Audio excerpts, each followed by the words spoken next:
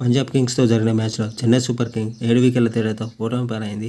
ఈ మ్యాచ్ అనంతరం తమ ఓటమిపై స్పందించిన రుతురాజ్ గైక్వాడ్ ఇలా చెప్పుకొచ్చాడు. మేము 50-60 పరుగులు తక్కువ చేశాం. మేము బ్యాటింగ్ చేసే సమయంలో పిచ్ బౌలింగ్కు అనుకూలంగా ఉంది. బ్యాటింగ్కు చాలా కష్టమైంది.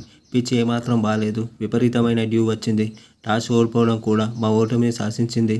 టాస్ గెలవడంపై నేను తీవ్ర కసరత్తులు చేశాను. కానీ ఫలితం లేకపోయింది. టాస్ విషయంలో నేను తీవ్ర ఒత్తిడికి గురవుతున్నా.